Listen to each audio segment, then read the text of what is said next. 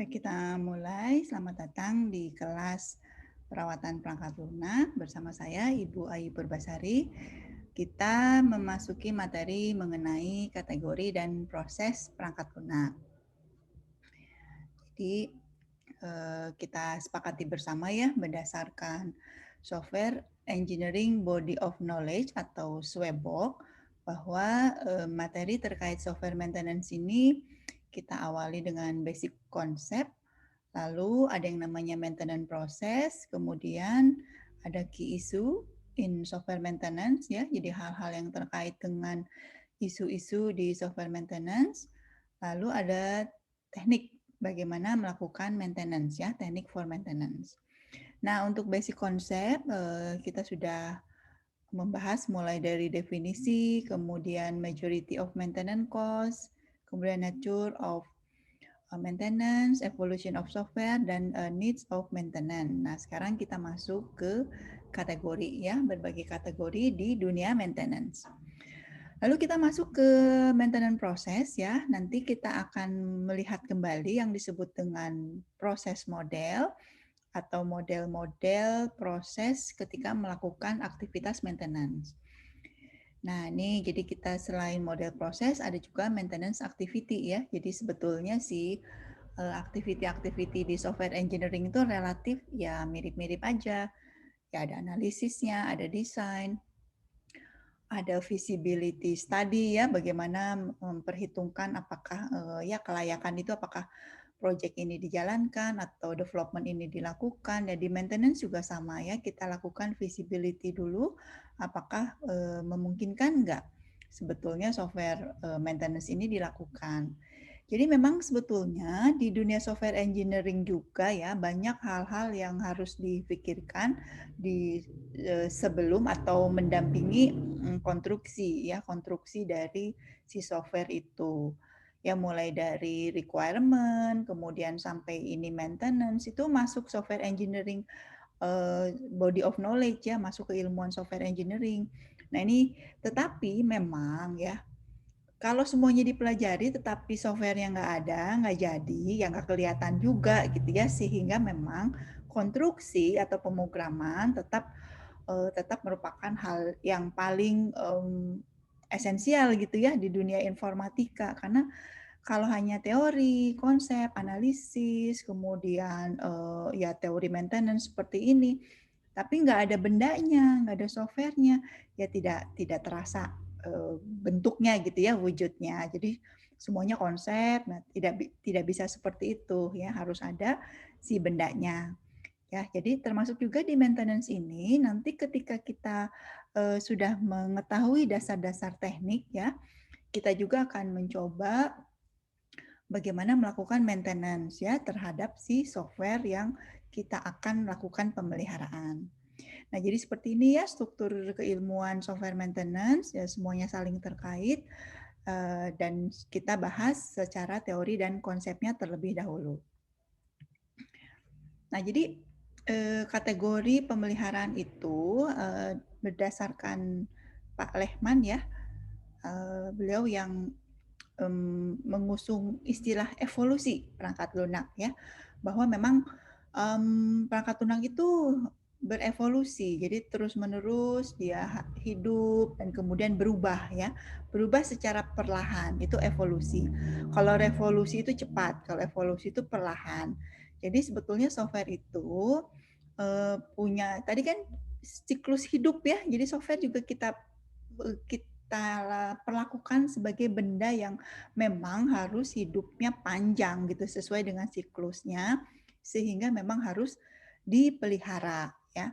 Itu yang harus kita sadari bersama ya sebagai developer bahwa kita tuh ingin membangun software yang memang hidup gitu ya panjang gitu. Jadi tidak membangun terus diselesaikan terus pergi gitu ya.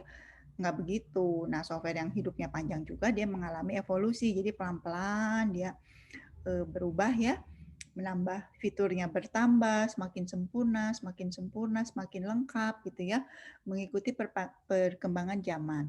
Nah, itulah yang disebut dengan evolusi perangkat lunak. Nah, Kemudian Pak Svensson ya dari UCLA, ini universitas yang sangat terkenal ya di Amerika sana, mengemukakan istilah sebetulnya apa sih yang terjadi ketika software berevolusi ya, atau software dan maintenance dan keterkaitannya dengan pemeliharaan. Jadi ketika software itu berubah ya, semakin sempurna atau bahkan semakin buruk gitu ya, karena tidak bisa mengikuti perkembangan teknologi gitu ya. Jadi ada fitur yang tidak jalan dan lain sebagainya. Nah ini Pak Svensson ini yang mengusung evolusi. Jadi evolusi sendiri istilah dari Pak Lehman, tapi Pak Svensson sendiri yang mengetahui sebetulnya ketika software itu berevolusi, pemeliharaannya itu harusnya seperti apa. Nah, dia mengambil data empiris ya, jadi dia survei dari data, kemudian dia juga ke industri dan menyimpulkan ya bahwa dengan mempelajari fase pemeliharaan dari siklus hidup, pemahaman yang lebih baik tentang fase pemeliharaan akan dihasilkan. Nah, jadi Pak Svensson inilah yang menekankan gitu ya, bahwa maintenance itu tidak bisa lepas dari siklus hidup software development.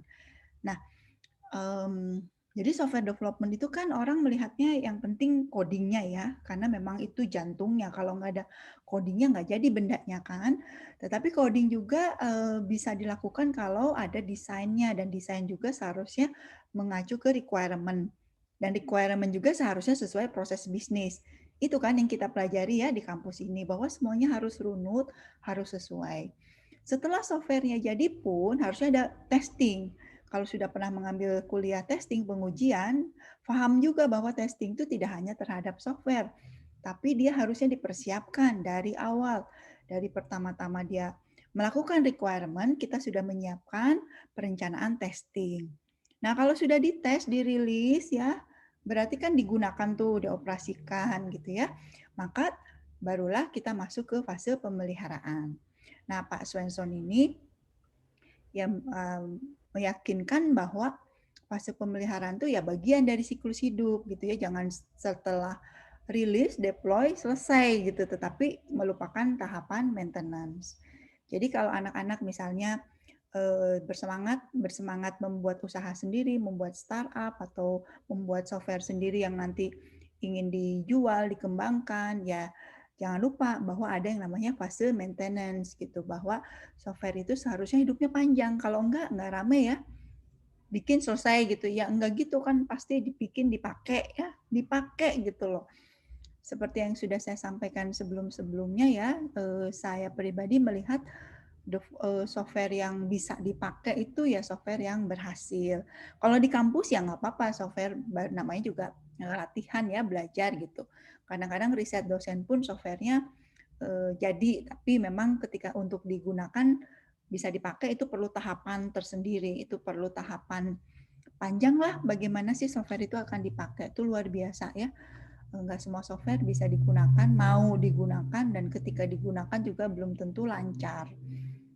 Ya, di kampus sendiri sebagai lab ya, maksudnya anak-anak juga merasakan ya ketika mengembangkan aplikasi akademik ya, kalau dulu seperti apa, sekarang seperti apa. Nah, itu evolusinya. Kadang-kadang nggak bisa diakses, kadang-kadang ada persoalan. Nah, itu bagian dari evolusi software ya. Jadi bukan salah, bukan jelek gitu, tapi memang ketika software itu sudah dipakai dan dia terus berubah, wajar gitu kalau ada persoalan-persoalan. Nah, makanya kita belajar maintenance. Makanya saya pikir kuliah maintenance ini sangat penting sebetulnya agar supaya software kita berumur panjang ya, terpelihara dengan baik. Nah, Pak Svensson mengemukakan 3 kategori perawatan yang berbeda ya. Jadi menurut Pak Svensson ada 3 kategori, yaitu korektif, adaptif, dan perfektif ya. Ini penyempurnaan ya, atau perfektif. Kemudian ada organisasi of standard atau ISO ya, dalam standar untuk standar pemeliharaan perangkat lunak, ISO nomor 14764 dan dari IEEE juga ya 1219 ya. Jadi kalau Pak Svensson itu yang mengemukakan ya, menurut dia setelah dia survei ke industri, mengambil berbagai data terkait evolusi software, pemeliharaan software, maka dia mengemukakan ada tiga kategori. Nah, kemudian organisasi yang melakukan standarisasi terhadap maintenance dan juga kesepakatan masyarakat komputer yang bergabung di IEEE menyatakan bahwa ada lagi kategori baru ya. Jadi agak berbeda dengan Svensson tapi prinsipnya sama ya. Nah, ini yang kita acu, yang kita akan sepakati, yang kita akan lakukan ya bersama-sama, bahwa kategori perawatan yang didefinisikan oleh ISO atau IEC adalah sebagai berikut. Satu yang namanya perawatan korektif. Korektif, kalau dengar dari namanya aja korek itu artinya membetulkan ya. Jadi korektif ini modifikasi reaktif dari produk perangkat lunak dilakukan setelah pengiriman untuk memperbaiki masalah yang ditemukan. Jadi kata kuncinya korek ya, korek membetulkan. Nah ini ada kata kunci lain ya setelah pengiriman, setelah ya delivery. Jadi maksudnya softwarenya setelah disampaikan ke user. Kita lakukan pemeliharaan korektif ketika ada persoalan, ada error ya. Kalau sudah dirilis ke user itu udah bukan error lagi, itu udah jadi defect atau cacat ya. Kalau udah ada cacat itu harus ditarik kembali dan korektif. Itu maintenance. Nah, jadi akan banyak ya. Dan saya sebagai developer tentu tidak mau menjadi user yang mengeluhkan ketika banyak persoalan ketidaksesuaian di software atau produk yang kita gunakan ya. Misalnya saya pakai aplikasi lah Gojek gitu ya, ternyata ada kendala. Ya memang kalau sebagai user sih enak ya. Dulu ya ketika awal-awal saya menggunakan aplikasi online seperti itu banyak keluhan. Misalnya kenapa saya dapat driver yang jauh banget gitu. Saya dari Unpas ingin pulang dapat driver jauh banget dari Bandung Tengah gitu ya. Ngapain nunggunya lama banget. Jadi dia masih nggak sempurna di bagian dan error ya. Harusnya kan area tuh dibatasi. Jadi banyak requirement atau ya proses bisnisnya barangkali ya kan nggak lucu, ngapain kita nunggu 45 menit gitu ya untuk dijemput, jauh banget kok, nggak yang deket, yang mau deket mungkin penuh dia drivernya. Kalau sekarang udah lebih sempurna, kita rasakan sendiri. Nah kalau user tuh boleh ya, kalau ada masalah, ada error, komplain, terus namanya juga user itu raja gitu. Tapi kita kan dari sisi developer ya, kita juga kan kalau jadi developer dikomplain nggak enak ya, maka saya sebagai user ingin menjadi user yang baik. Jadi kalau ada persoalan ya tidak dibesar-besarkan gitu, tapi langsung saja melaporkan report ya. Nah mudah-mudahan anak-anak IF Unpas juga punya etika seperti itu ya. Jadi ketika menggunakan aplikasi apapun, ketika bermasalah ya report ya. Itu untuk membantu developer. Karena kita developer juga kan. Nah, jadi defect itu pasti ada ya, persoalan defect atau cacat ketika produk itu dirilis pasti ya banyak ditemukan gitu ya. Bukan nggak ada lah software 100% bugs free itu nonsense ya.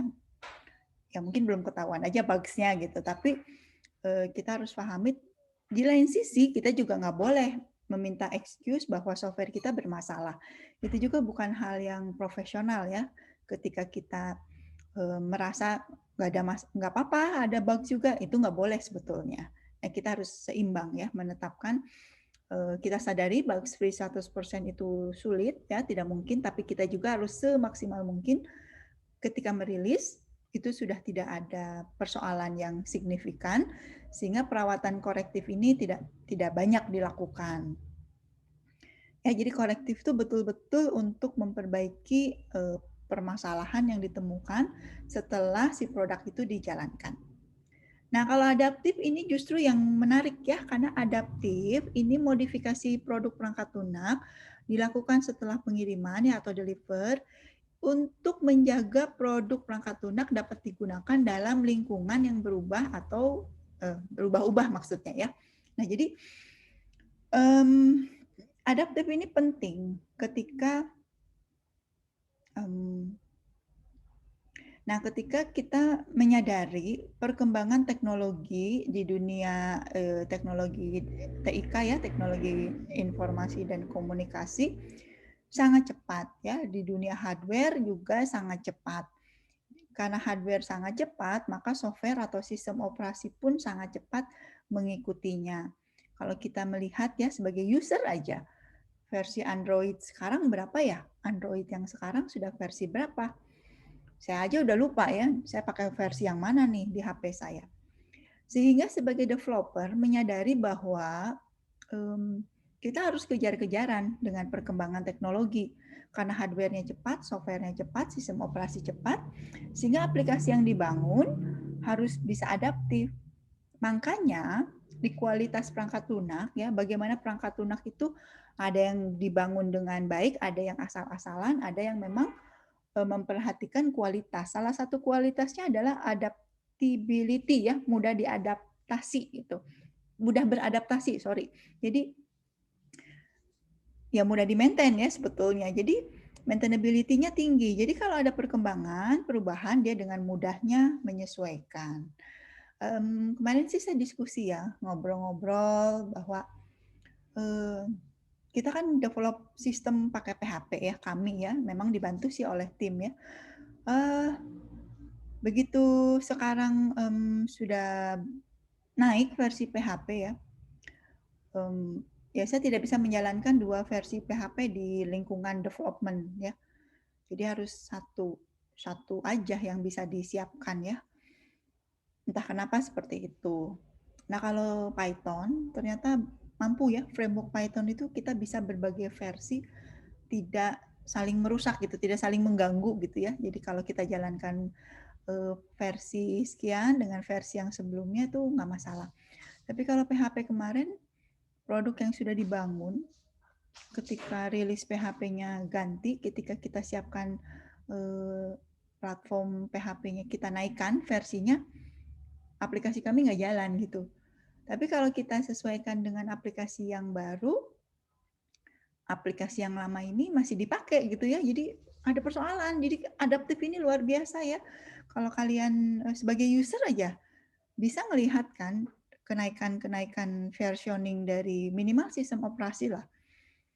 Nah itu sebagai developer luar biasa challenging-nya ya. Ganti platform, sekarang semuanya ke mobile, nggak rame lagi web. Gimana nih mobile app supaya mudah digunakan ya.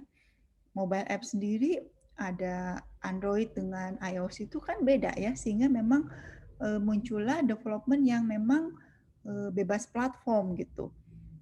Jadi mau di Android atau iOS ya sama developnya. Nah yang gitu-gitu tuh sebetulnya dalam rangka supaya software kita tuh mudah adaptif ya.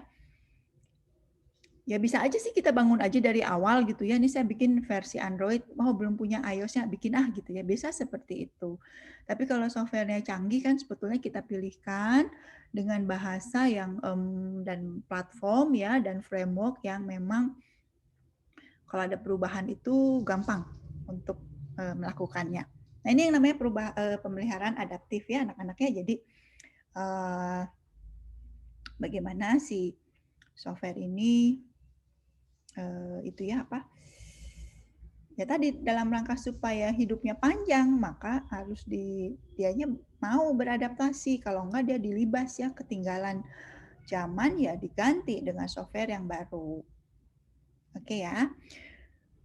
Jadi korektif untuk ada cacat ya, kalau ada error. Kalau adaptif mah nggak ada persoalan, baik-baik aja. Tapi perubahan lingkungan itu memaksa kita harus menyesuaikan. Itu namanya adaptif ya. Manusia juga sama sih, ketika lingkungan berubah, tuntutan meningkat. Kalau kita tidak bisa beradaptasi terhadap perubahan, ya kita akan tenggelam ya, akan terkucilkan dan akan ketinggalan. Akhirnya kitanya stres. Itulah adaptif ya. Software juga sama, ternyata harus bisa adaptif. Kemudian yang berikutnya perfektif ya, ini kenapa diterjemahinnya jadi sempurna ya, penyempurnaan ya. Saya sebutnya perfektif aja lah, karena aneh banget nih perawatan yang sempurna. Maksudnya sebetulnya sih tidak ada defect ya, jadi ketika sudah dikirim itu tidak ada masalah, namun ingin meningkatkan kinerja ya, atau performance. Contohnya misalnya sistem akademiknya baik-baik aja, tapi lamban banget gitu ya. Lamban itu kan bisa dilihat kenapa, di servernya kah, atau di network-nya mungkin ya, bandwidth-nya, atau di mana sih sebetulnya? Oh, ternyata di query-nya, di software-nya itu algoritmanya muter-muter sehingga query-nya lamban. Kalau datanya 10 cepat, 100 masih cepat, tapi begitu 1000 udah turun performansinya 50%. Lamban banget karena query-nya berputar-putar.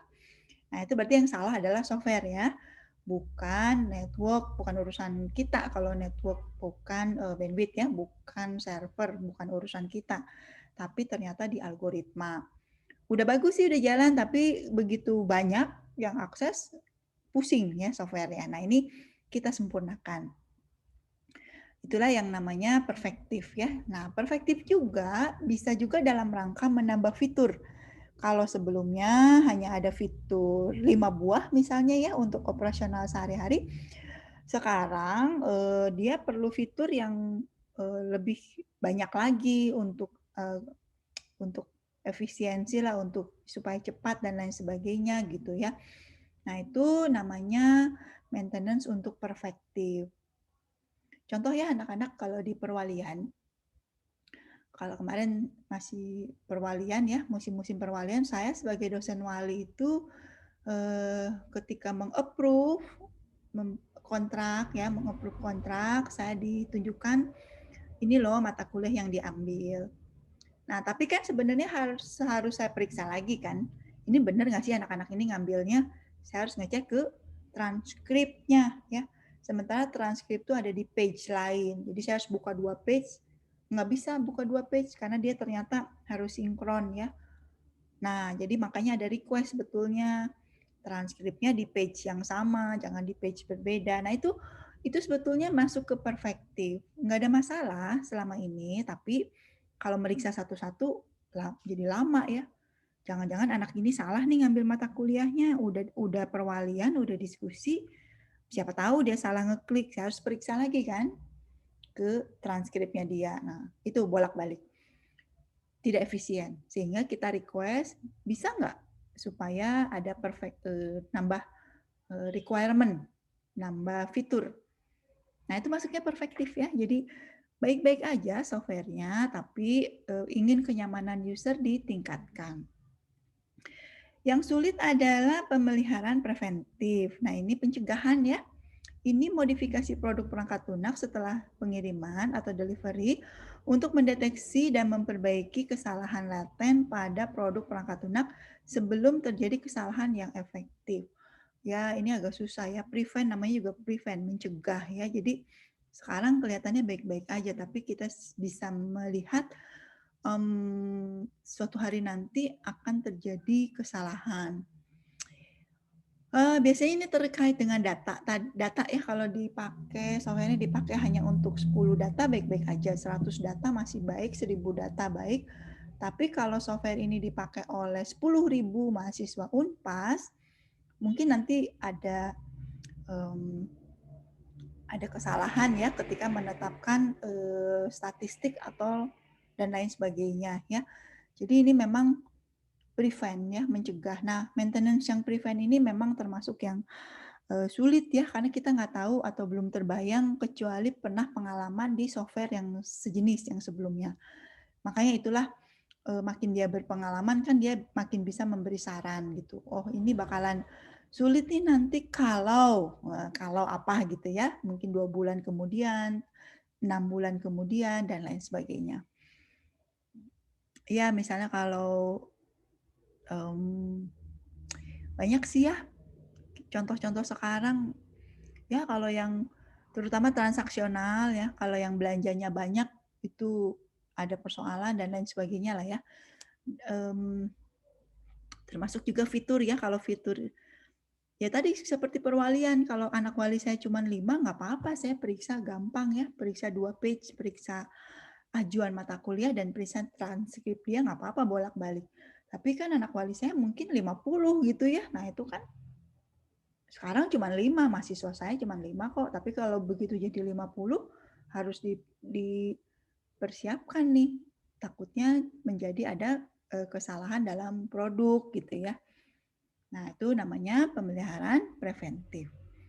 Nah, 4 ini mohon diperbaiki difahami dengan baik dan betul-betul dirasakan karena saya yakin kalau kita bekerja ya, kecuali membuat startup itu akan membuat aplikasi dari awal milik sendiri, tapi kalau kita bergabung ke sebuah instansi atau institusi ya, ataupun konsultan, startup, apapun lah ya, itu kita akan membantu mengembangkan aplikasi yang sudah ada. Sehingga kita juga bisa menyadari, oh ternyata saya bagian korektif ini, suruh membetulkan error-error. Oh ternyata saya bagian adaptif, karena dia ingin mengembangkan berbagai platform, bisa digunakan di berbagai platform.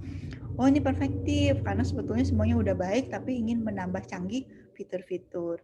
Dan bahkan ini preventif, karena sebetulnya diharapkan kita bisa mencegah ya error sebelum terjadi sekarang.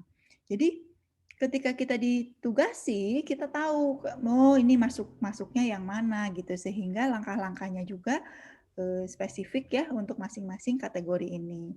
Ya minimal kita tahu oh saya sedang melakukan nambah fitur nih, nambah fitur itu sebetulnya bagian perfektif.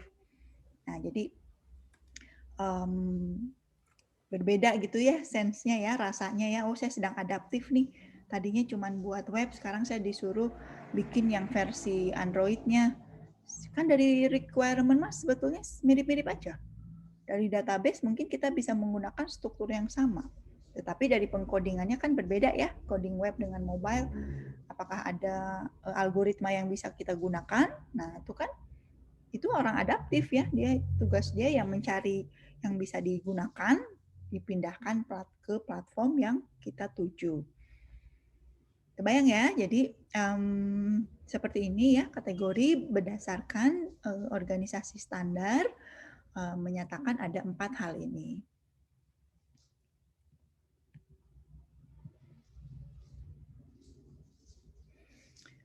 Nah, ada beda lagi ya, tapi sebetulnya mirip sih bahwa kategori perangkat lunak itu adaptif dan perfektif ya. Adaptif dan perfektif itu dinyatakan sebagai enhancement ya. Enhance ya perluasan lah ya. Nah jadi menurut standar ISO tentang pemeliharaan perangkat lunak nomor 14764 bahwa dia kelompokkan adaptif dan perfektif itu enhance ya, sedangkan korektif dan preventif itu sebagai koreksi atau korektif. Jadi cuma 2 menurut mereka, enhance dan korektif. Ya nggak masalah karena sebetulnya ada 4 juga ya, 4 kategori. Nah, jadi memang preventif ini kategori baru ya, didefinisikan sebagai pemeliharaan yang dilakukan untuk tujuan mencegah masalah sebelum terjadi ya. Pemeliharaan preventif paling sering dilakukan pada produk perangkat lunak di mana keselamatan menjadi sangat penting. Dan namanya juga pencegahan ya, betul-betul ya biasanya terkait dengan aplikasi-aplikasi yang urgent ya. Ya tidak hanya keselamatan nyawa, tapi mungkin kalau tidak dilakukan pemeliharaan loss nantinya ya, bisa uang ya, kalau pahit-pahitnya nyawa, tapi ya mudah-mudahan tidak lah ya. Nah ini, jadi ada 4 hal ya mungkin tolong diresapi dengan baik dan memberi pendapat sebetulnya sih, atau boleh kalian survei ya supaya mulai merasakan silakan cari ya informasi dari 4 kategori ini mana yang paling banyak terjadi. di dunia pemeliharaan perangkat lunak. Mana yang paling banyak orang lakukan? Pemeliharaan yang manakah gitu ya.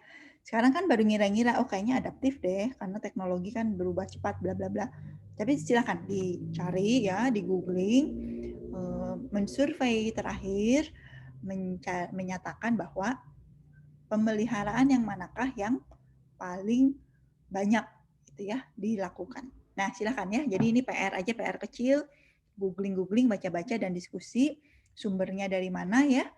Nanti kita diskusikan minggu depan, kita rangkum. Sebetulnya kategori pemeliharaan sekarang nowadays ya, paling banyak tuh pemeliharaan kategori apa? Apakah ada orang yang sudah melakukan penelitiannya? Silakan dicari dan disampaikan ke kita ya, ke kelas. Oke ya, jadi tentang kategori ada PR kecil ya. Kita harus mencari sebetulnya maintenance proses itu di mana, di apa, di paling banyak dilakukan di mana ya. Nah, kita masuk ke yang namanya proses perawatan ya. Jadi prosesnya sekarang. Jadi kebutuhan akan proses perangkat lunak didokumentasikan dengan baik ya. Jadi pokoknya kalau dunia software itu kuncinya di requirement ya. Sama ketika kita melakukan development ya, kita harus cek requirement-nya. Testing pun kita harus cek requirement ya. Maintenance pun sama, kita juga harus ngecek ke requirement. Nah, jadi kuncinya di requirement. Nah, ada yang namanya CMM, Maturity Model ya. Jadi kematangan sebuah software itu dinyatakan matang. Matang tuh maksudnya semakin bagus gitu ya. Ada level-levelnya sebetulnya. Nah, ini juga menarik ya, bahwa kita bikin software, terus sebetulnya software kita tingkat kematangannya seperti apa sih, maturity-nya ya. Jadi semakin mature itu semakin memang sudah digunakan dengan baik, sudah berfungsi dengan baik, kemudian memberi nilai tambah ke organisasi dengan baik, itu ada cara ngukurnya. Namanya measurement ya, measurement itu ya ada standarnya namanya CMM. Nah, capability measurement model ya di software. Kalau tertarik, kemarin sih ada ya anak, Bu saya pengen TA tentang mengukur. Oh boleh, sebetulnya ya dia harus belajar CMM ini gitu ya, mengukur sebetulnya software yang kita hadapi sehari-hari, misalnya di kampus, sudah seberapa matang dia ya. Ada caranya ya. Nah kita nggak akan membahas itu, tetapi memang sebetulnya ya kita mengetahui bahwa semakin software itu bagus ya, matang ya, semakin dipersiapkan dengan baik, maintenance-nya juga semakin hemat. Ya itu mah logika aja tuh ya, kalau orang yang menjaga kesehatan, ya mungkin ketika sakit dia tidak terlalu parah ya, tapi ketika dia menjaga kesehatan kan dia meluangkan waktu untuk menjaga kesehatannya, jadi dia semakin sehat, kalau terjadi sesuatu insya Allah tidak akan parah. Berbeda dengan yang gaya hidup yang nggak jelas ya. Atau nih kalian mahasiswa gimana nih, masih kan tapi di rumah ya, kalau mahasiswa kan kos, makannya nggak karuan, makannya Indomie tiap hari 3 kali gitu ya, jarang minum, wah itu udahlah gaya hidupnya nggak karuan gitu ya. Nanti ketika ada masalah, tapi anak muda mah memang kuat ya, dikasih gaya hidup kayak gitu tetap aja sehat ya. Nah, ketika ada sesuatu terjadi agak berat karena kalau gaya hidup kita nggak sehat, banyak yang resiko terjadi dan ketika betul terjadi itu penyembuhannya lama sekali. Di software juga sama, kalau software-nya matang, berarti kita bayangkan si software itu hidupnya sangat tertib. Setiap saat dicek ya, kalau ada data selalu di backup dan kemudian ya tadi ya kalau ada servernya selalu ditingkatkan dari tahun ke tahun sehingga terpelihara dan dipakai oleh usernya juga tetap nyaman gitu ya.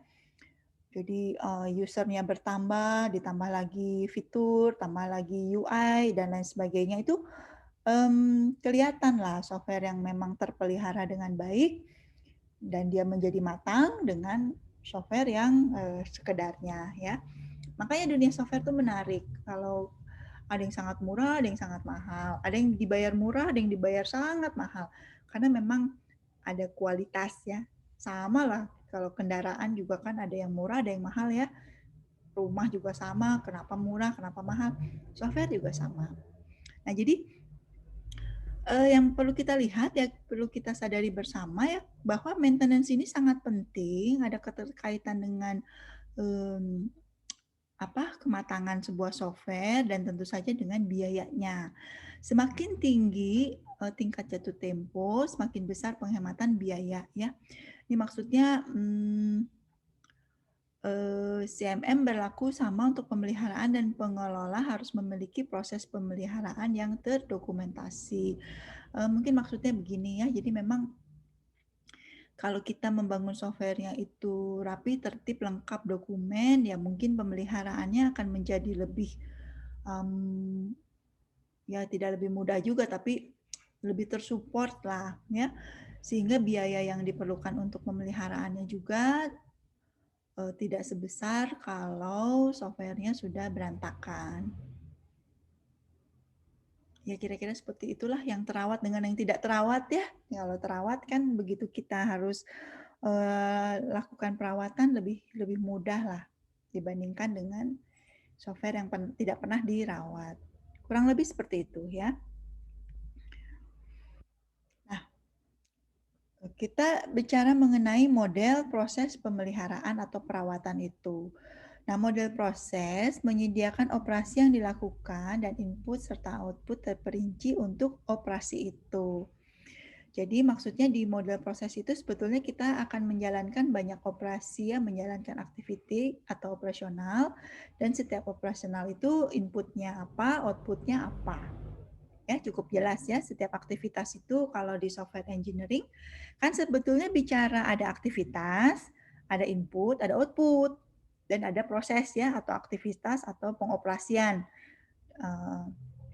dari input transformasi menjadi output. Itu aja prinsipnya sebetulnya. Ada dua standar ya yang mengenai proses perawatan perangkat lunak ini. Ada berdasarkan IEEE dan ISO ya, dihafalin terus nih, IEEE 1219 dan ISO 14764 ya. Nah, jadi menurut IEEE 1219, model proses pemeliharaan memulai upaya pemeliharaan perangkat lunak selama tahap pasca pengiriman dan membahas item-item seperti perencanaan pemeliharaan dan langkah-langkah di luar model proses. Nah, jadi di sini kata kuncinya ya, upaya pemeliharaan perangkat lunak selama tahap pasca delivery. Delivery itu maksudnya dikirim ke user ya, siap digunakan oleh user. Dan membahas item-item seperti perencanaan pemeliharaan dan langkah-langkah di luar model proses. Jadi meskipun model prosesnya memfokuskan ke pemeliharaan pasca pengiriman, tetap saja perencanaan ya, planning terkait maintenance itu bagian dari yang difikirkan di model proses menurut si IEEE 1219 ini. Nah, ini gambar model prosesnya ya. Nanti saya cari lagi ya yang update.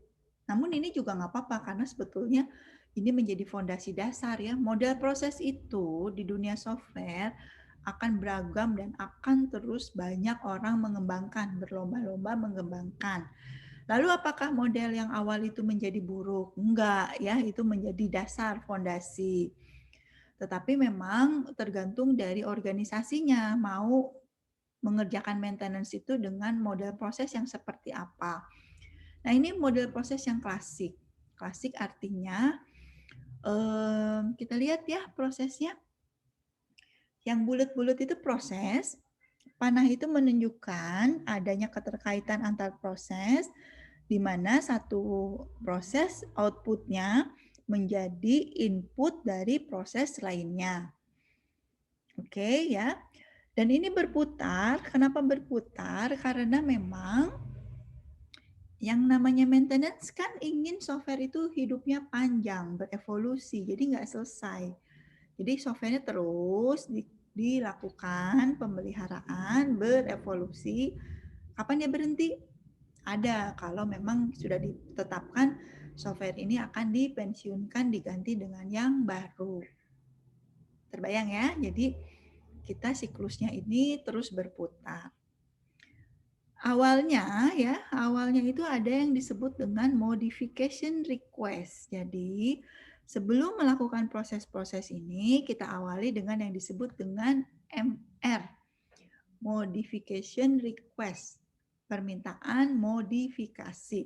Nah, MR ini yang nggak pernah muncul istilah MR di development ya. Mungkin di rancangan SI juga nggak ada, di mana-mana nggak ada ya.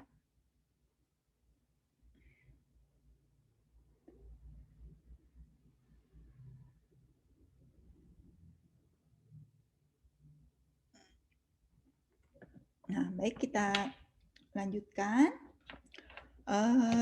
Langkahnya apa aja? Nah, ini kalau kita lihat sekilas, tahapannya ada analisis, ada design, ada implementation, ada testing, ada acceptance test, ada delivery, dan ada balik lagi ke awal, ya. Karena awalnya itu adalah classification dan identification. Nah, berarti itu yang membedakan dengan proses di development pada umumnya. Jadi kita bisa lihat bahwa software maintenance itu secara tahapan menurut modelnya IEEE kok sama ya. Analisis, design, implementation. Implementation di sini maksudnya coding ya. Karena kita mendengar istilah implementation juga berbeda ya. Implementasi itu menerapkan si software ke tempat user, itu disebutnya implementation katanya ya. Tetapi implementation di development software itu adalah pengkodingan atau konstruksi. Makanya saya lebih suka istilah konstruksi karena memang membedakan dengan implementasi istilah keilmuan yang lain ya. Nah, lalu ada sistem tes, lalu ada acceptance test ya, di mana acceptance test ini berisi testing untuk penerimaan. Bagaimana software itu sebelum disampaikan ke user ya, di delivery, istilahnya itu delivery, ada penerimaan dulu, kesepakatan testing penerimaan. Nah, kalau misalnya kita membuat software, usernya itu internal organisasi kita, maka UAT ini dikelola oleh quality assurance ya, teman-teman yang di bagian kualitas. Nah, dia yang akan melakukan acceptance testing. Barulah ada delivery ya. Delivery itu dikirim ke tempat user, lalu digunakan. Kemudian mungkin saja ada request lagi. Entah perfektif, entah adaptif, entah apapun. Dan ini siklusnya ya nanti harusnya dilakukan planning ya, penjadwalan. Kapan sih kita menerima modification request? Apakah setiap saat? Atau kita buat siklus 1 semester sekali dibuka modification request. Apa aja nih fitur-fitur yang ingin ditambahkan supaya menyempurnakan si aplikasi yang kita jaga ya supaya dia terus hidup. Nah, jadi pertama tuh klasifikasi dan identifikasi ya. Ini yang nggak ada di kegiatan development. Kalau klasifikasi dan identifikasi ini sudah dilakukan, tahapan kesananya sebetulnya sama aja. Ya saya kasih tahu sama aja, ada analisis, ada desain gitu ya. Sehingga memang kalau ada yang bertanya-tanya, Bu ini maintenance apa development? Ya ini pembedanya. Pertama, softwarenya sudah pernah ada apa enggak ya? Softwarenya sudah dibuat apa belum? Softwarenya sudah dirilis ke user apa belum? Sudah digunakan apa belum? Lalu ada request enggak? Requestnya itu harusnya menjadi awal dari maintenance. Kemudian ada klasifikasi dan identifikasi ya. Jadi ada ya itulah ada apa namanya? Pengelompokan dan pengidentifikasian. Berikutnya langkah yang tapi ada berbedanya juga loh ya analisis di sini dengan desain di sini dibandingkan dengan development. Ada yang spesifik berbeda, nanti kita lihat ya perbedaannya sebetulnya di sebelah mana. Oke, nah ini tolong dihafalkan juga gambarnya karena sebetulnya sama aja dengan model proses pada umumnya ya. Jadi mudah-mudahan kalau ditanya sebetulnya langkahnya gimana, ya kita dengan confident-nya bisa menjawab seperti ini dengan pembeda modification request dan klasifikasi identifikasi ini. Nah, kecuali kalau kita mengacu ke standar ISO, maka model prosesnya itu agak berbeda sedikit ya.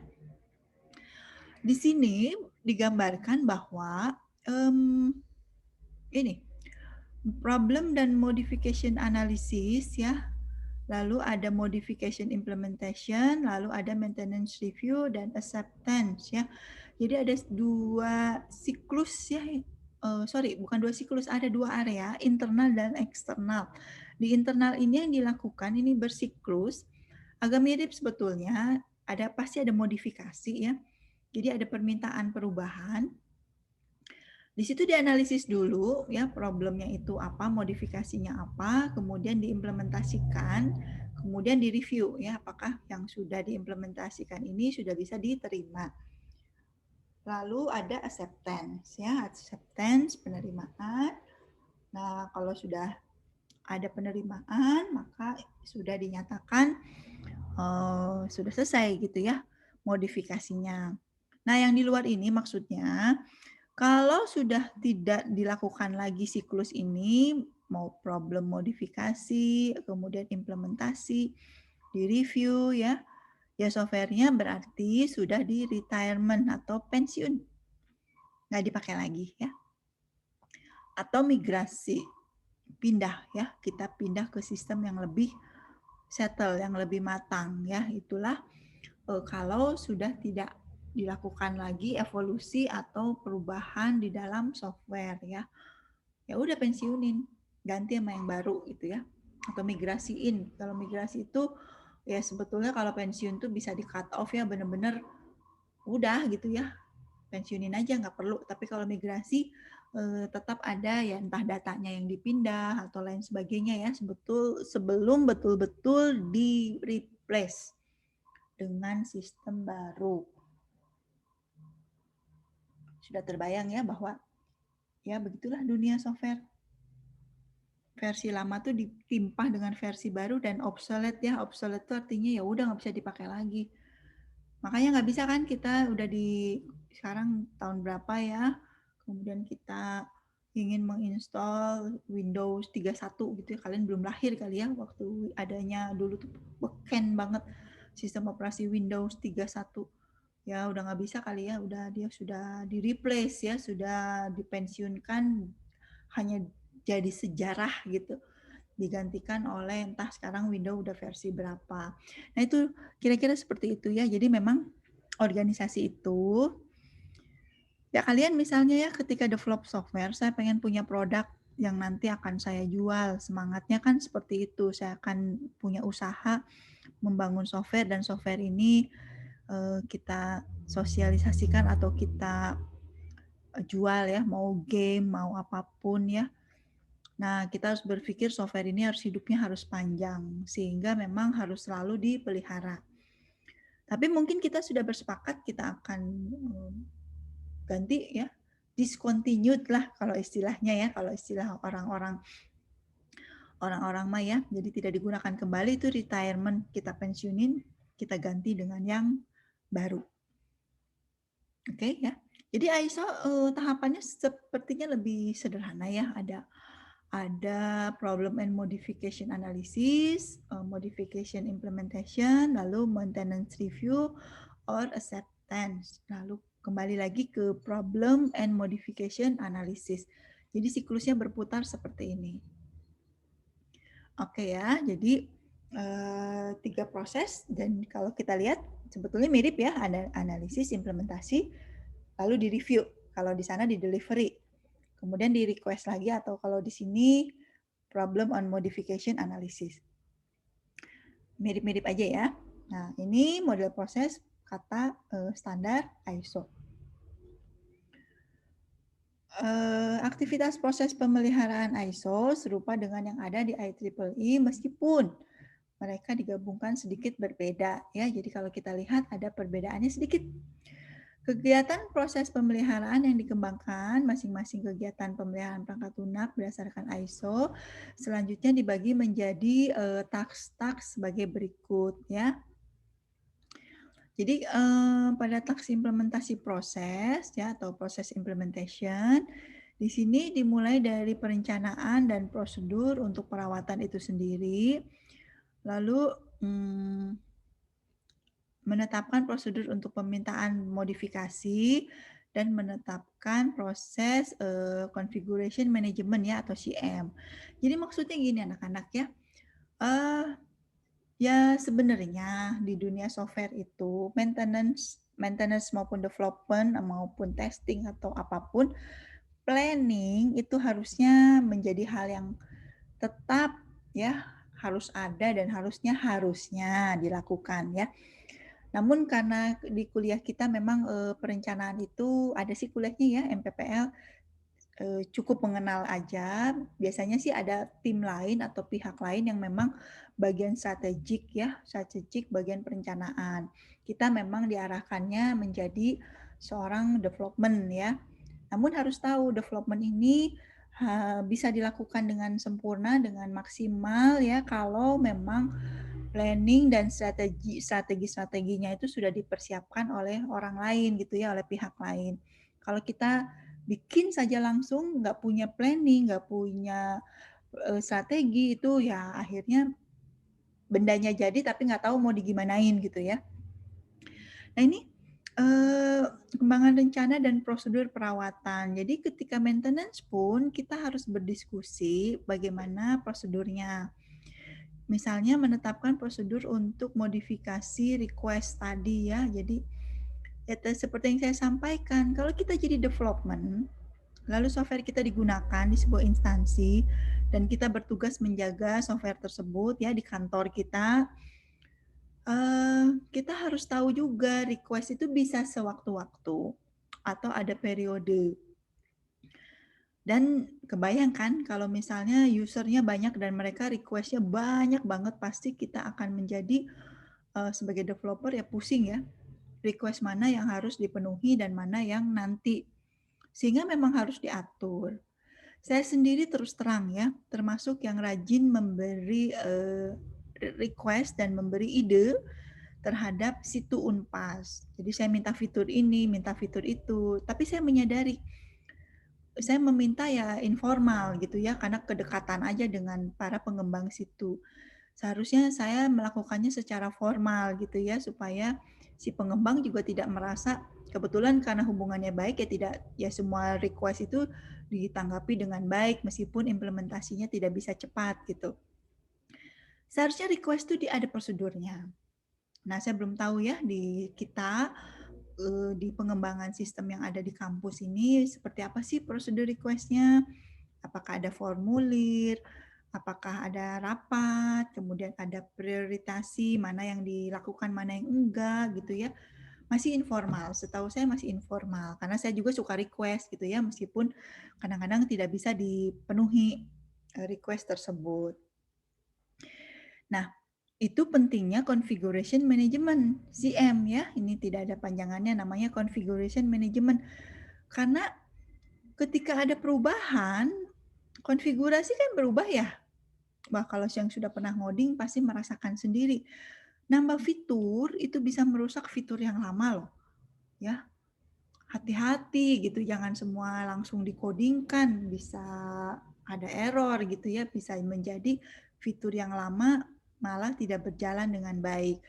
Itu pentingnya configuration management, dia yang memastikan tidak ada saling timpah dan tidak ada kerusakan. Banyak tools yang membantu configuration management ya, jadi ini teman-teman yang senang di bagian yaitu manajemen perangkat lunak ya, itu banyak banget ceritanya, banyak banget ilmunya dan banyak banget teori konsep sampai toolsnya.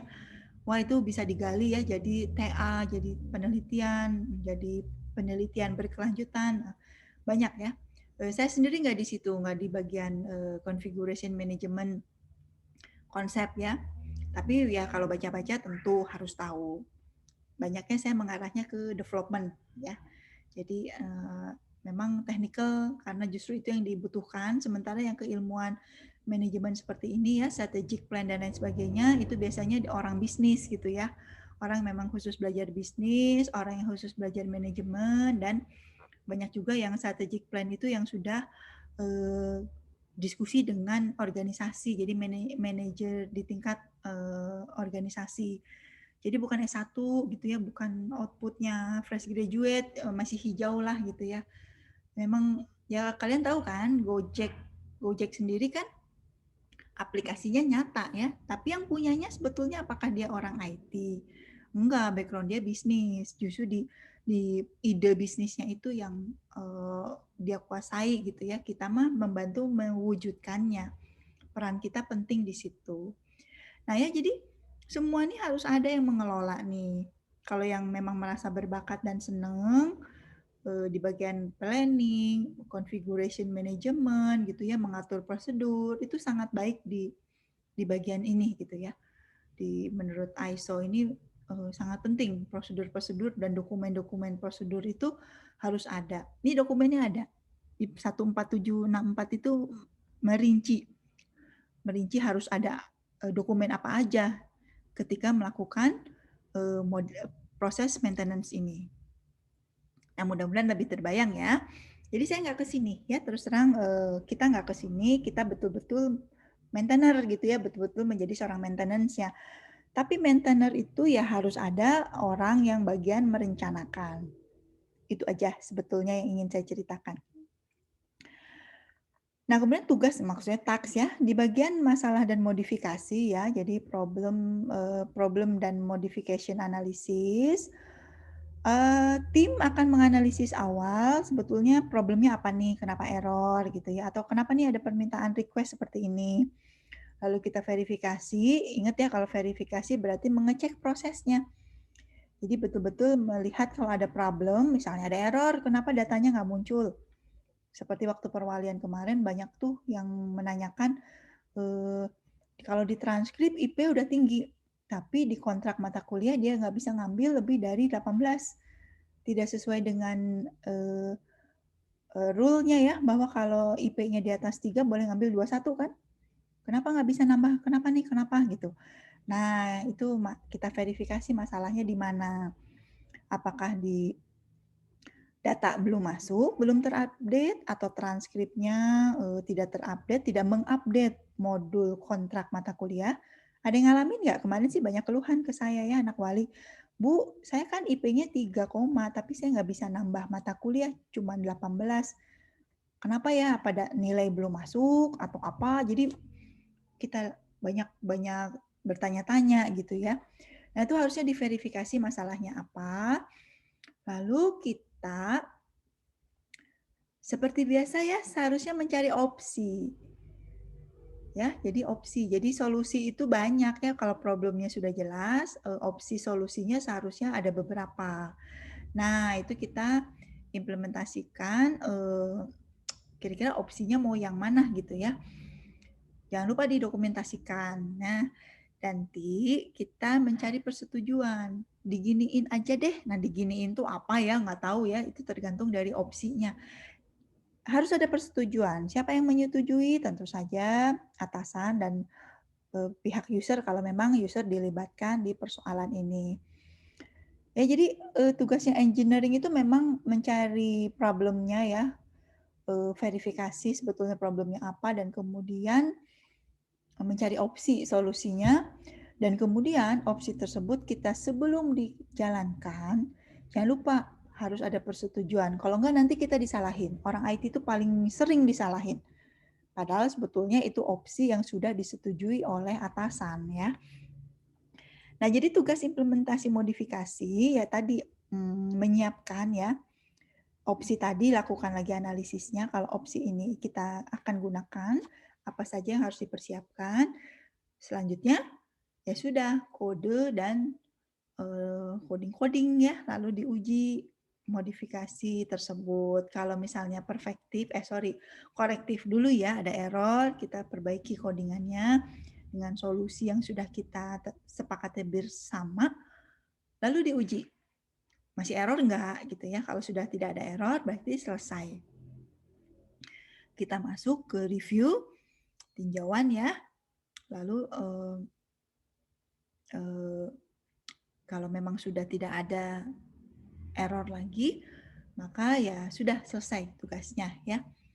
Kalau misalnya di tinjauan di sini ya, tinjauan bisa juga untuk modifikasi yang sudah kita lakukan, tetapi belum sesuai dengan problemnya ya, masih belum. Berarti kita harus lakukan lagi implementasi modifikasinya.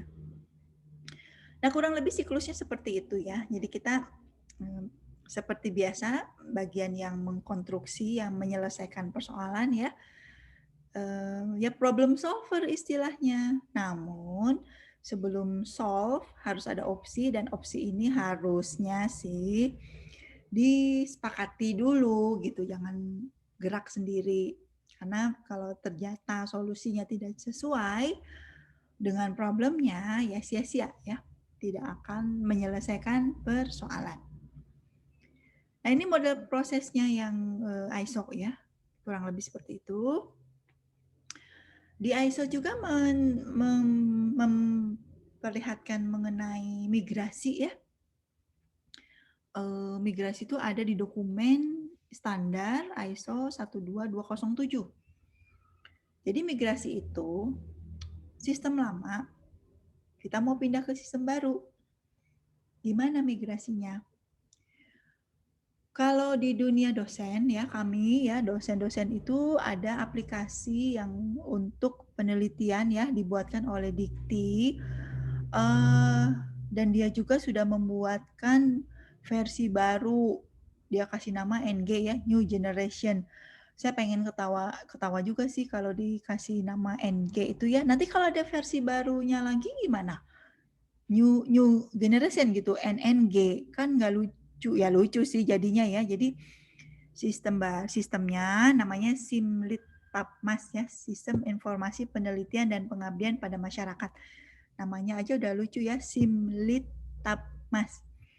Lalu dia bikin versi baru, dikasih nama Simlit Tapmas New Generation. Saya ngebayangin nanti 5 tahun lagi kan bikin yang baru ya. Ini namanya Simlit Tapmas New Generation gitu ya. New-nya 2 kali. Nah, dia itu melakukan migrasi ya. Jadi ketika data saya masih di sistem yang lama, tapi ketika tahun sekarang harus di sistem yang baru. Saya nggak mau ngisi dari awal ya tentang data penelitiannya. Masa saya harus ngisi dari awal? Si pengembanglah yang harus memigrasi, memindahkan data dari yang lama ke yang baru. Caranya gimana? Kalau nggak pakai standar ya, nggak pakai ISO, ya pindahin aja. Kalau data dosennya cuma 10 gampang ya. Kalau data dosennya cuma 1 Unpas aja udah ribuan. Ini untuk satu Indonesia. Berapa dosen jumlah Indonesia? Dosen di Indonesia tuh berapa puluh ribu gitu ya. Harus ada caranya. Ya, makanya ada standar yang khusus memastikan mengenai migrasi. Kebayang ya? Kalau kita sih nggak tahu. Itu mah ada ngikutin perintah atasan. Sebetulnya ada standarnya dan harus ada rencana ya, rencana migrasi. Dan harus disampaikan ke user juga bahwa sedang ada migrasi. Lebih baik kalau memang dilakukannya paralel. Paralel artinya sistem yang baru berjalan bisa digunakan oleh user, sistem yang lama juga tidak ditutup ya, masih bisa diakses juga oleh user. Itu namanya paralel implementation ya. Nah, itu ada teorinya juga, ada standarnya juga. Kemudian kalau memang mau migrasi, memindahkan data, disampaikan ke user sehingga barangkali pada saat migrasi sistem di-close dulu ya, karena bisa mengganggu, ya. Nah, setelah selesai migrasi, dipastikan ya baik-baik saja semua dan dipastikan juga bahwa, data lama tetap bisa diakses, datanya sudah pindah ke tempat baru bisa juga diakses dan sama, harus sama. Itu gampang-gampang susah ya, luar biasalah migrasi itu ya. Pindah database aja, database versi lama MySQL versi sekian, sekarang versi sekian, ya barangkali harus diperiksa satu-satu. Nah, ini migrasi. Pekerjaan migrasi juga sangat dibutuhkan ya, yang jago database itu banyak sekali yang harus dipersiapkan di kegiatan migrasi ini. Demikian juga kalau kita mau mempensiunkan perangkat lunak ya. Barangkali sudah pernah ada di kuliah implementasi ya. Kalau perangkat lunaknya kita mau cut off ya, mau udahan gitu ya, benar-benar di-cut ya, pokoknya nggak akan dipakai lagi. Sudah end gitu ya, lu, gue, end. Nah, ada caranya juga ya, harus direncanakan seperti biasa kapan, usernya juga harus dikasih tahu, jangan sampai dia mengakses, mmm, aplikasi yang lama, atau nggak dikasih tahu aplikasi yang lama sudah ditutup sehingga dia panik, datanya gimana, padahal saya naruh di situ banyak banget.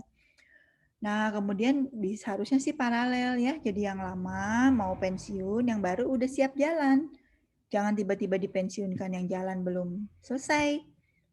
Jangan juga yang jalan itu nunggu ini pensiun dulu baru, jangan. Jadi paralelnya harusnya. Kemudian menginformasikan ke pengguna sudah dipensiunkan, kemudian data lama harusnya tetap bisa diakses. Mungkin kalian belum lahir sih ya, kalau saya dulu, pengguna ya, seperti Yahoo.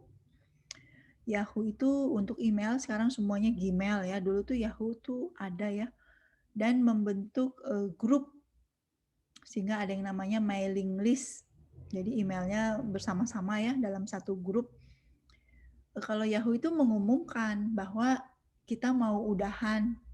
Pertamanya yang disudahi adalah Messenger-nya ya. Kalau sekarang pakai Messenger, WhatsApp. Dulu tuh kita, kalian mah mungkin belum lahir ya. Kalau saya message-messagean kalau pakai SMS mahal. Kita pakai Yahoo Messenger.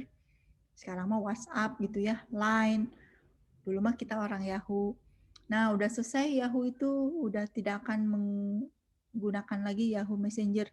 User dikasih tahu, kita mau udahan, mau menyudahi. Jadi nggak mepet-mepet, dikasih tahu jauh-jauh hari.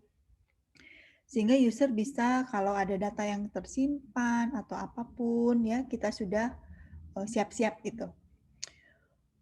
Nah, kira-kira gitu ya. Jadi yang mempensiunkan perangkat lunak itu menyudahi ya, perangkat lunaknya tidak akan digunakan kembali. Yahoo Yahoo Groups juga ya, mailing list juga disudahi. Itu lumayan ya, padahal banyak data, banyak percakapan, banyak foto ya. Dulu tuh belum ada sosial media, sharing foto pakai mailing list. Kalau itu disudahi, ditutup, di-close, dipensiunkan, fotonya ikut hilang. Nah, makanya diinformasikan sehingga bisa diselamatkan terlebih dahulu. Ya banyak caranya lah ya. Kita nggak tahu nih, sekarang sih pengguna seperti Instagram booming ya. Kalau kalian ada yang sempat menggunakan pet, seperti Instagram ya, pet ya, hilang kan sekarang udah nggak ada. Saya nggak sempat menyelamatkan foto bagus di sana gitu. Nggak sempat, waduh hilang, lupa ya, karena udah nggak pernah dipakai. Padahal saya pernah foto-foto pemandangan gitu ya, perjalanan, waktu mudik, waktu apa, saya taruhnya di pet, hilang gitu ya. Nah, kira-kira gitu. Pensiun tuh seperti itu. Benar-benar tidak digunakan kembali. Kita moving ya, move on, berpindah ke perangkat lunak yang baru. Itu bukan evolusi, benar-benar di cut off, pensiun. Benar-benar tidak berlanjut. Nah, jadi kita bisa lihat kegiatan pemeliharaan itu mirip dengan pengembangan perangkat lunak ya. Jadi tidak ada yang asing kalau kemarin belajar development-nya dengan baik, oh langsung kebayang. Maintenance juga sama aja. Jadi ada analisis, desain, coding, testing, dan tentu saja harus didokumentasikan. Maintenance juga mementingkan requirement ya. Karena maintenance itu kalau nggak tahu requirement-nya apa ya bingung juga gitu. Nah, maintenance itu nanti menghasilkan dokumen ya, memperbaiki dokumen terutama kalau ada tambahan fitur. Tambahan fitur itu berarti perfektif ya. Harus jelas dulu requirement-nya. Sehingga requirement-nya itu nanti didokumentasikan ke dokumen yang baru ya. Nah, jadi prinsipnya seperti itu. Jadi saya kalau diminta maintenance, saya akan cek mana request-nya, apa yang harus dipelihara. Oh, ada error, oh ada perubahan teknologi, oh ternyata lebih banyak request modification untuk new fitur. Berarti, oh saya harus jelas dulu new fitur ini requirement-nya kayak apa, spesifikasinya kayak apa. Saya dokumentasikan. Seperti apa dokumennya? Ya kalau requirement fungsional, ya dibuat diagram use case. Balik lagi ke sana ya, use case-nya kita buat. Nah, kira-kira seperti itu. Namun, di maintenance itu ada aktivitas yang melibatkan proses unik. Ini yang tidak ada di development. Proses apakah? Klasifikasi dan identifikasi. Ya. Nah, jadi ya, aktivitas unik ini ya, seorang maintenance harus memiliki pengetahuan yang mendalam mengenai struktur kode dan konten. Ini menurut definisi yang ini ya referensinya ya. Jadi maintainer itu, saya kan beride ya membuat startup yang menerima pemeliharaan perangkat lunak. Sebenarnya itu ide yang mengerikan karena kalau kita menyatakan saya mau jadi organisasi maintainer, saya menerima pemeliharaan perangkat lunak. Maka kita harus kuat ya, harus jagoan mengenai kode dan konten ya.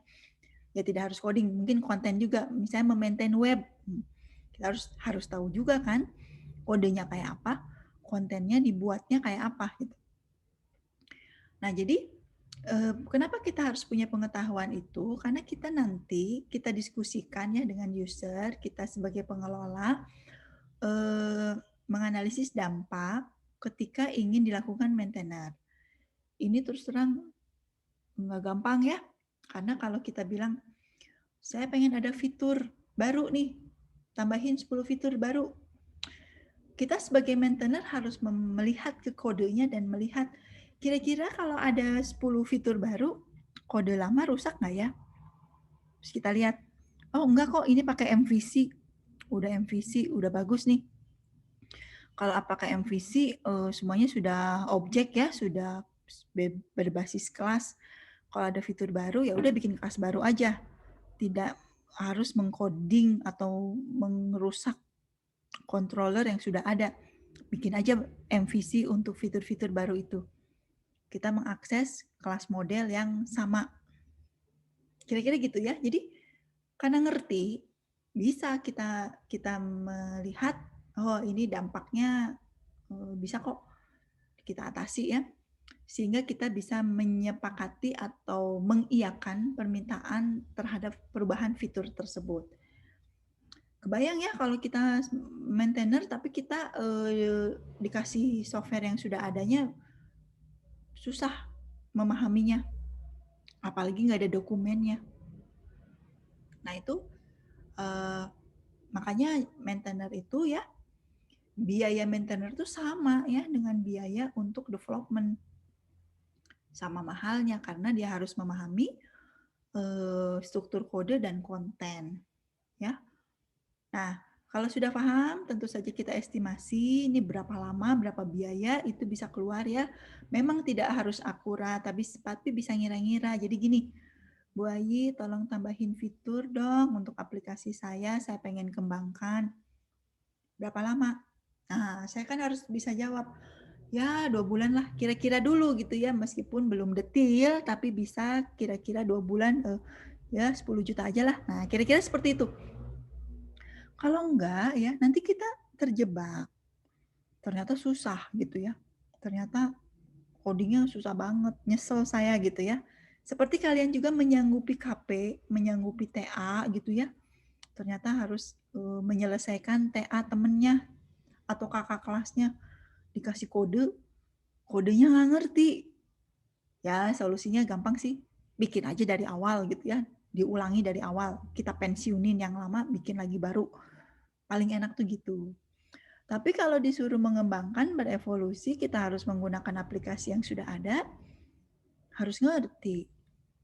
Ya, makanya saya mengajarkan para developer, ya mohon maaf gitu kalau kesannya ketat banget ya, belajar framework, belajar object oriented, karena memang harus begitu ya, belajar juga komponen base kalau nanti ada ya, belajar juga konvensi, kesepakatan penamaan fitur, diajarinnya Java, bahasa yang tertib. Ya karena tujuannya sebetulnya ke sini.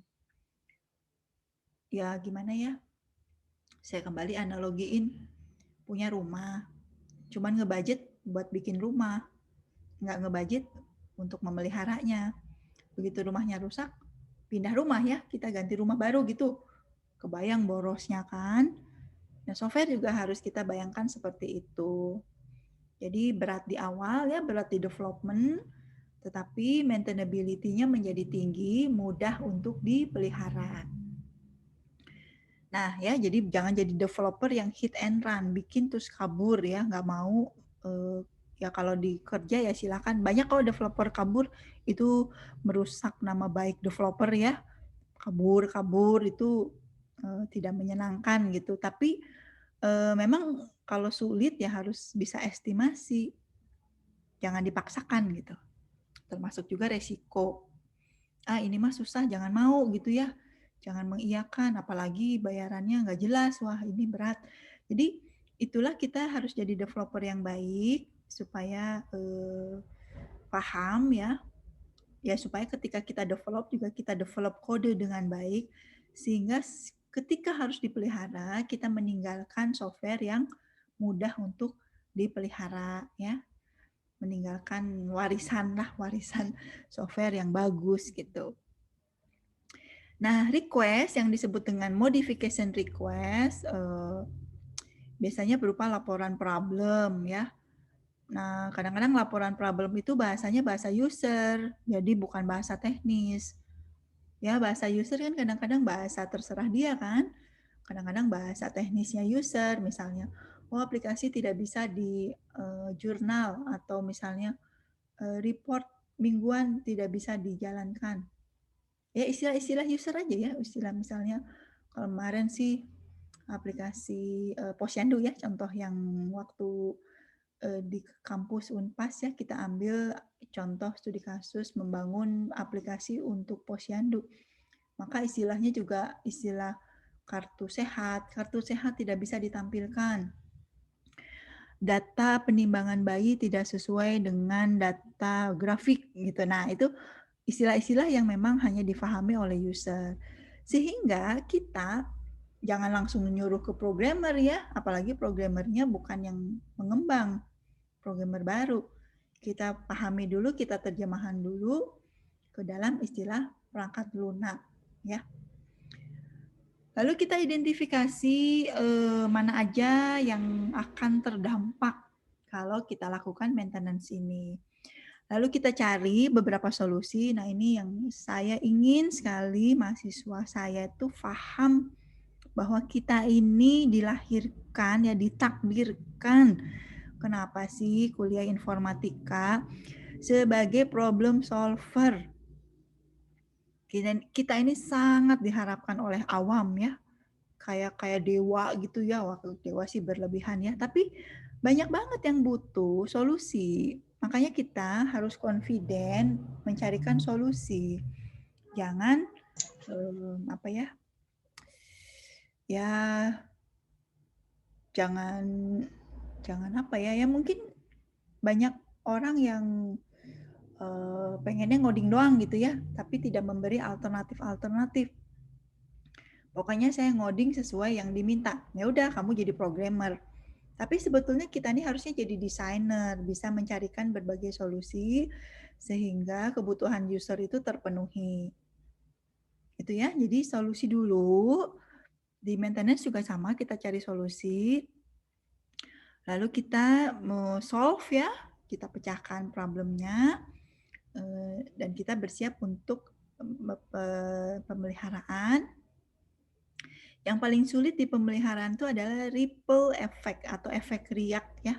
Jadi kalau kita punya 10 fitur existing yang sudah ada, lalu kita disuruh nambah 2 fitur, fitur ini merusak fitur yang 10 enggak? Misalnya dia merusak fitur 10, ternyata fitur 10 ini kalau rusak fitur 2 jadi nggak jalan. Itu namanya efek riak, ripple effect. Ini harus diperhatikan. Karena bisa acak-acakan ya, sedih banget. Ya kalau yang pernah develop pasti memahami rusaknya di fitur A, fitur B, C, D ikut nggak jalan gitu ya. Pusing lah pokoknya nyari debug-nya pusing banget ya. Nah jadi ripple effect juga bagian yang penting dari maintenance. Maka kita ya di Unpas saya tuh tahun berapa ya, harus object oriented. Kenapa? Kalau sudah berbasis kelas, kelas itu mengunci ya, kelas ini aja yang kita perbaiki metodenya, kelas yang lain tuh insya Allah nggak akan kena error, karena dia cukup memanggil metode dari kelas yang sedang kita perbaiki. Kebayang nggak anak-anak, kenapa ya kelas base itu sangat penting pelajaran object oriented itu? Bukan karena saya yang ngajar loh, tapi karena memang, ya silakan ya googling ya bagaimana object oriented paradigma itu ya memudahkan kehidupan software development dan maintenance. Ya itu karena saya sudah belajar duluan gitu ya, maka harus nih. Nah, makanya mau tidak mau apa sih ini kelas, kenapa sih harus ada objek diinstansiasi, bahkan sampai komponen. Komponen masih kuliah pilihan ya. Kelas-kelas itu dibentuk menjadi komponen supaya menghindari error atau baru ada yang baru nih harus ditambahkan, yang lama tetap terjaga ya. Itulah kenapa sangat penting class based development dan komponen based sebetulnya. Nah, mudah-mudahan ini terbayang ya. Kesimpulan yang bisa kita lihat, semakin baik development, pemeliharaannya semakin mudah. Kita sebagai developer yang baik, jangan berpikir, saya kan cuma ngembangin, maintenance-nya udah bukan saya. Belum tentu, apalagi kalau kita ingin software kita hidupnya panjang, berevolusi. Apalagi kalau softwarenya memang untuk usaha kita. Kita jadi developer, kita jadi startup, kita punya konsultan, kita punya software yang ditawarkan. Mikirnya harus panjang. Ya, tanggung jawabnya panjang. Kecuali kalau kita memang cuman jadi programmer, pokoknya mana saya harus ngoding apa, ya mungkin beda ya, pendekatannya berbeda. Lalu ya ada aktivitas pendukung. Nah ini menarik karena terkait dengan keilmuan lainnya ya, ada manajemen konfigurasi, verifikasi validasi, quality assurance ya, kemudian review, ada audit ya, ada pelatihan. Ini yang seneng kemarin ada, Bu saya pengen ngukur-ngukur, ya boleh sih ngukur software juga bisa ya. Ini ada keilmuannya sendiri. Ada yang pengen quality assurance, quality juga bisa ya kita ukur sudah berkualitas atau belum, sudah menjamin quality-nya atau belum. Nah jadi memang tuh kan kegiatan pendukung ini dilakukan oleh entitas terpisah. Standar IEEE untuk pemeliharaan perangkat lunak, IEEE 1219 menjelaskan configuration management sebagai elemen penting dari proses pemeliharaan.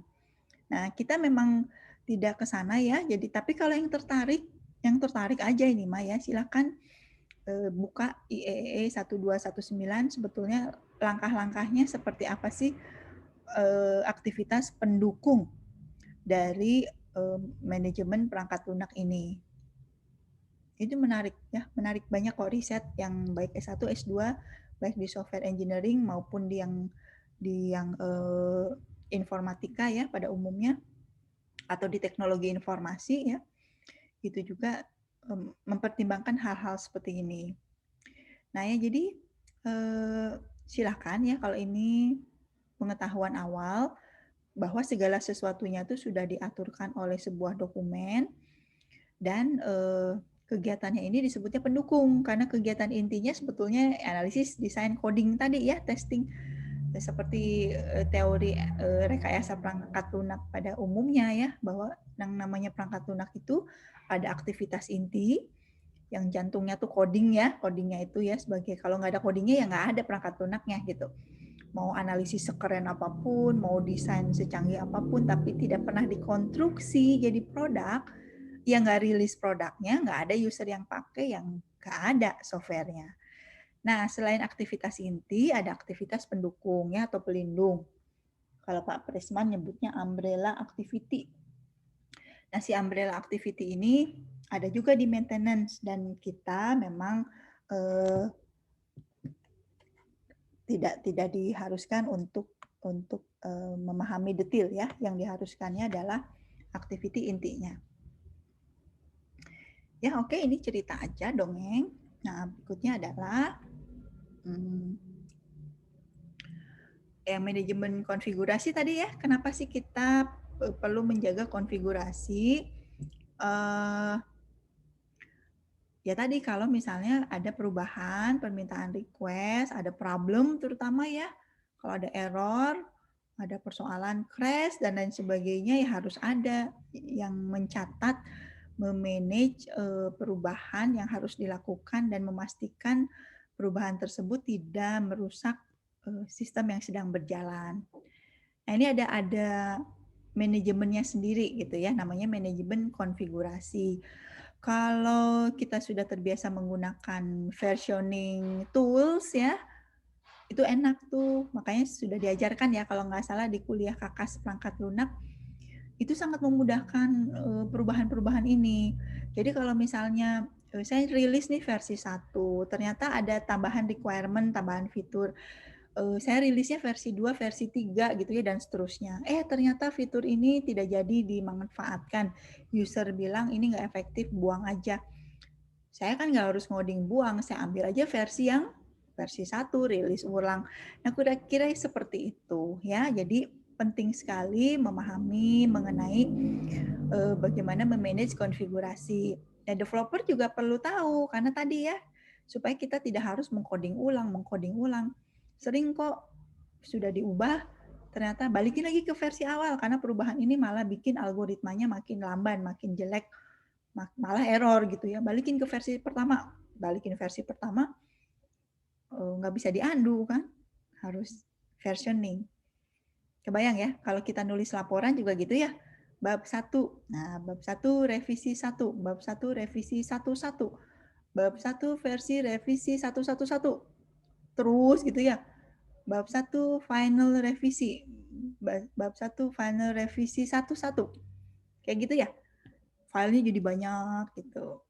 Nah, itu namanya berarti tidak nggak di-manage tuh konfigurasinya, versioningnya tidak dimaksimalkan ya. Jadi memang kalau mau balik ke bab yang sebelumnya, yang mana nih? Nah, kira-kira seperti itulah ya. Di software juga sama. Kalau semakin kita jagoan konfigurasi, semakin efektif ya. Tidak sia-sia, tidak harus nulis ulang, tidak harus bingung mencari last versionnya yang mana, versi yang harus yang sudah terbaiknya yang mana, itu dikelola di sini, di manajemen konfigurasi. Banyak tools, banyak alat bantu, silahkan dieksplor ya, anak sekarang pinter lah mengeksplorasi sendiri bagaimana melakukan manajemen konfigurasi ini. Nah, jangan lupa di maintenance juga mempertimbangkan quality. Quality ini memang ya itulah ya, engineer itu berat banget nih, kita menyandang lulusan ST itu kan sarjana teknik ya, pengennya insinyur. Insinyur itu tidak mudah ya, engineer itu quality nomor 1. Kalau kita cuman bikin terus nggak peduli kualitas, sebetulnya kita nggak bisa menyatakan diri sebagai engineer ya. Jadi quality, dan quality ini nggak pernah selesai ya. Maksud saya, kita merasa udah berkualitas, tapi ada yang lebih berkualitas lagi gitu ya. Jadi memang quality ini salah satu atribut di dunia perangkat lunak yang harus kita sepakati bersama ya, samakan persepsi bahwa seorang software engineer tuh harus meng-create produk yang berkualitas. Ya, bukan produk yang so-so biasa aja atau bahkan abal-abal. Kalau abal-abal mah dosa gitu ya, kayak dokter lah, dokter terikat sumpah kan. Dia nggak boleh sembarangan ngasih obat, nggak boleh sembarangan memeriksa pasien, terikat sumpah. Nanti tuh kalau sekolah dokter tuh ada sumpah. Kita mah nggak ada ya sumpah gitu, tapi ya deep inside ya, integrity kita, harga diri kita ya, ke quality, kita tahu software kita harus berkualitas. Nah, di maintenance pun ya, quality tetap harus dijaga. Sehingga memang quality assurance ya, kalau kita mau jadi maintainer, ya harus ada ya, bahwa hasil maintain kita tetap diperiksa, diverifikasi, divalidasi, dan ada quality assurance-nya. Nah, kurang lebih seperti ini ya. Jadi kenapa tidak bisa lepas dari quality, tapi quality sendiri, software quality assurance dan verifikasi dan validasi itu memang satu kajian tersendiri. Nah, kalau yang saya sih senang ya quality itu karena yang penting membangun sesuatu itu kan berkualitas ya. Kan kayak hidup juga harus berkualitas kan. Emang kamu mau hidup gitu-gitu aja kan enggak ya. Tapi yang disebut berkualitas juga kan hasil kesepakatan. Saya menyatakan hidup saya berkualitas kalau saya bangun subuh, bekerja dan jam 9 udah istirahat. Itu quality menurut saya ya, hidupnya berkualitas itu seperti itu. Tapi mungkin kalian berbeda, berkualitas menurut kalian adalah saya banyak berdiskusi dengan teman-teman, jadi banyak ketemu orang gitu, itu quality. Ya, berbeda kan, di hidup pun kita menetapkan kualitas berdasarkan pilihan hidup. Di software juga sama. Software itu berkualitas kalau memang sesuai dengan kesepakatan dengan tentu saja dengan user ya, dengan calon user dan pangsa kita dan user yang memang memiliki software tersebut. Bisa terbayang ya, jadi nggak usah khawatir kualitas itu berarti harus hebat banget, enggak. Quality itu memang sesuai dengan apa yang sudah kita tetapkan konvensi bersama. Kira-kira seperti itu ya. Jadi kita nggak boleh ngejudge juga orang, ih itu mah gitu. Jangan ya, karena menurut dia mungkin hidup dia kualitinya seperti itu. Kalau kita beda ya nggak apa-apa gitu. Kebayang ya? Nah di software juga sama. Ada standar ya, kalau di dunia software itu ada standar. Tergantung organisasinya yang menetapkan standar. Tapi tentu saja tadi sesuai dengan user ya. Kata user pengen A, ya udah kualitasnya itu kita penuhi sesuai A. Padahal menurut kita, padahal bisa B, C, D, E loh, yang jangan gitu ya. Sesuaikan dengan kebutuhan user. Nah, yang namanya kegiatan perencanaan merupakan aktivitas penting untuk pemeliharaan perangkat lunak ya. Di mana-mana sih planning itu sebetulnya ya, di planning itu penting banget, makanya sebetulnya kuliah planning itu ada di MPPL ya, manajemen proyek perangkat lunak, harusnya dititip di situ bagaimana kita bisa melakukan perencanaan. Semua orang harus bisa melakukan perencanaan. Makanya jadwal itu kan kalau di KPTA pasti ditanya jadwal. Kalau kita aktif di organisasi pasti yang ditanya tuh jadwal. Ya itulah ya yang namanya nge-planning hidup itu tidak mudah ya, ada ilmunya juga gitu. Demikian juga dengan di perangkat lunak. Pengembangan biasanya dapat berlangsung 1-2 tahun, fase pengoperasian dan pemeliharaan biasanya berlangsung selama bertahun-tahun. Lihat ya komposisinya bahwa development itu bisa setahun selesai. Tapi kalau dia langsung dioperasikan dan software itu terus berjalan, masuk ke fase pemeliharaan, itu 4 years ya. Sampai kapan? Ya sampai kita mau pensiunkan si aplikasi ini. Sampai kita bilang sudah selesai hidup si aplikasi. Maka kita harus merencanakan. Sebetulnya yang direncanakan sebetulnya estimasi sumber daya yang akurat ya. Kita perlu berapa orang untuk melakukan maintenance ini.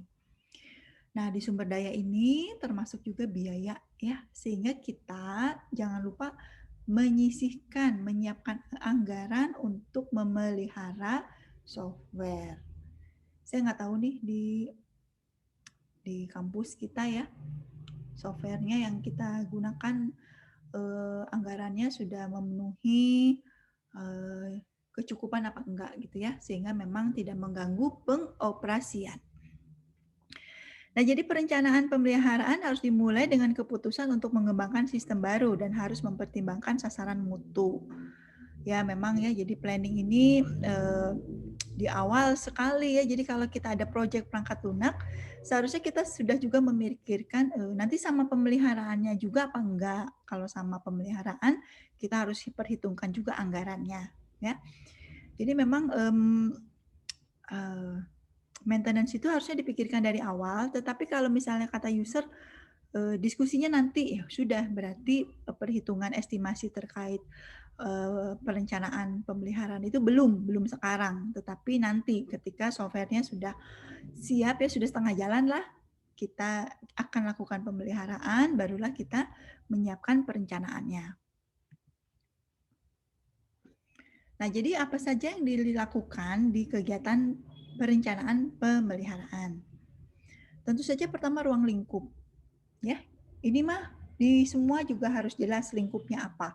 Jangan sampai kita tidak tahu lingkupnya sehingga kita terjebak ya, pekerjaannya menjadi sangat besar. Kemudian kita menyesuaikan proses pasca pengiriman, ya maksudnya kalau sudah deliver tuh artinya software-nya udah di-deliver ya, kapan software ini di-deliver. Setelah di-deliver, dioperasikan, kita masuk ke maintenance. Nah, kita harus jelas dulu kapan si deliver ini dilakukan. Yang paling susah menunjuk ya siapa yang akan melakukan pemeliharaan. Timnya siapa? Ya, tim developer yang sama atau berbeda.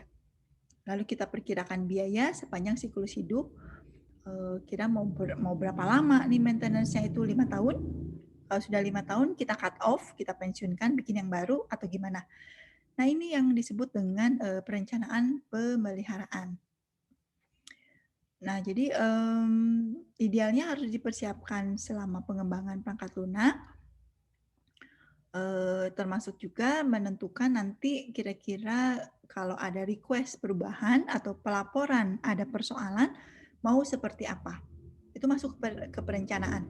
Misalnya request-nya berupa formulir, atau berupa Google Form, atau berupa harus ada rapat. Kalau tidak dirapatkan berarti itu bukan request. Jangan sewaktu-waktu seenak-enak ya, nanti kasihan si maintainernya. Ini disepakati di perencanaan. Ada ya di sini kalau mau lebih detail, misalnya Bu, saya pengen bikin KP perencanaan pemeliharaan situ Unpas. Oh, boleh, silakan. Jadi hanya untuk merencanakannya aja, tidak melakukan. Boleh. Caranya gimana? Detail-detailnya ada di IEEE 12764 ini. Ya. Atau ISO 14764. Nah, kira-kira itu ya yang bisa disampaikan terkait dengan pemeliharaan perangkat lunak ya. Ada kategori dan ada langkah-langkahnya. Dan selalu diawali dengan modification request.